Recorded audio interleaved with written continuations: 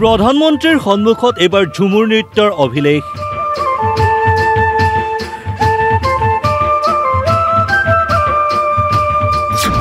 বাগিচাই বাগিচাই পূৰ্ণ প্ৰস্তুতি চলিছে বিশ্ব অভিলেখৰ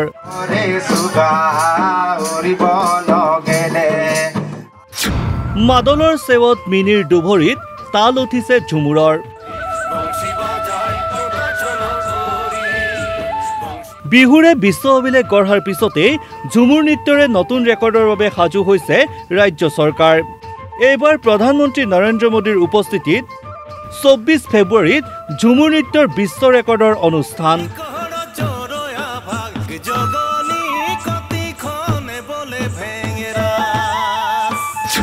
৮,০০০ শিল্পীয়ে একেলগে নাচিব ঝুমুৰ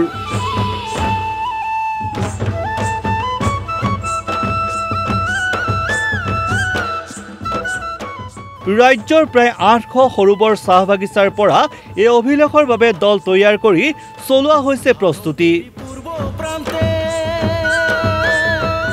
২৪ ফেব্ৰুৱাৰীৰ দিনা অসমৰ এটা অতি বৰ্ণাঢ্য সুন্দৰ বিভিন্ন উপজাতি জনগোষ্ঠীৰে সংমিশ্ৰণত গঢ় লৈ উঠা চাহ জনগোষ্ঠী আদিবাসী সমাজখনে আধ্যাত্মিকভাৱে যেতিয়া তেখেতসকলে এটি পৰব বিশেষভাৱে কৰম পৰব তেখেতসকলে উদযাপন কৰে সেই সময়ত আনন্দত তেখেতসকলে নাচে গায় তাকেই মূলতঃ ঝুমুৰ বুলি কোৱা যায় আৰু এই ঝুমুৰক আমি দেশবাসীৰ লগতে পৃথিৱীবাসীৰ আগত পৰিচয় কৰাই দিবৰ বাবে এটা বিশাল সংখ্যক শিল্পীৰ সমাৱেশেৰে এক ঝুমুৰ নৃত্যৰ চিন্তা চৰ্চা পৰিকল্পনা কৰা হৈছে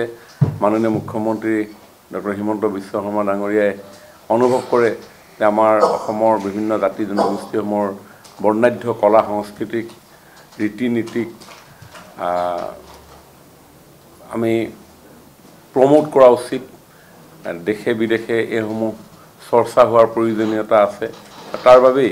এই ঝুমুৰকো এনেধৰণে এটা নতুন আংগিকেৰে উপস্থাপন কৰাৰ প্ৰয়াস কৰা হৈছে